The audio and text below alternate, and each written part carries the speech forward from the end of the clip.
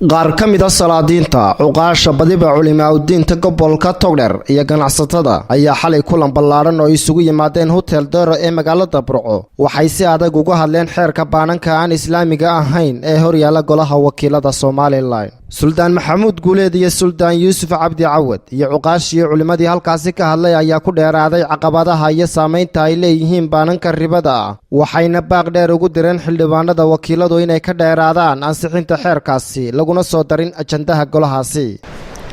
in ajandaha lagu daraana waa xaraan weey, sharcigana waa ku xaraan, distoorkana waa ku xaraan. halka ay ka tahay waxarama riba ilaahay ka yidhi haddaa codkiina ku tidhaahaan waa xalaalaynay,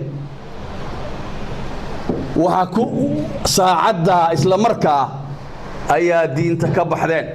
saacaddaas baa dumarku idinka furan yahay ama dad muslimiin ka wakiilahayd.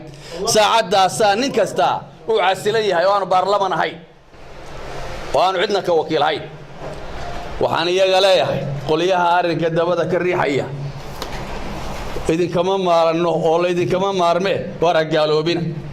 ribada maanta la wadaa ee bank waxa weey golaha baarlamaanka Soomaaliland hortaalla waxa weeyaan waa ribada marka dheefkodka la yiraahdo ee xaaraanta ya ayuha alladina aamanu la taakulu riba ad'aafa mudaacafa wa taa weeyaan. waxaanu leenahay ilaahay ka baqa. Suldaan Maxamuud Guuleed baan ku waafaqsanahay in nimanka waxa dabada ka riixaya dad islaam baan ku ogaanay toobad keenan waa ilaahay u noqdaan. nooma taalo inay sugno inay ka doodaan ay ku kala adkaadaan oo dabeetana inta golaha la soo dhigo ay ku kala adkaadaan nooma taalo.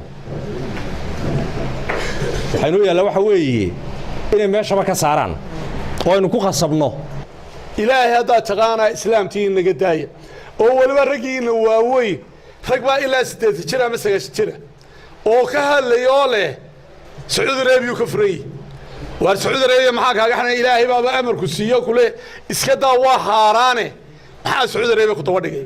barnaamijkaana ma ogolin ma saboodayno mana soconayo cidii wadatay uun buu hadhow ku soo haraysa hadhowna waynu isnaqaanayo inagu dad kooban baynu nahay hebel baa waday baa la oranaya wallahi gabdhaha gal guursan maayo. waxaan leeyahay waa munkarkii ugu weynaa maanta Soomaaliland ka dhaca. munkarka waxa ka mas'uula oo mas'uuliyadda koowaad anigu aan saaraya shirgudoonka golaha baarlamaanka. shirgudoonka golaha baarlamaanka ayaa markaa mas'uuliyadda koowaad leh.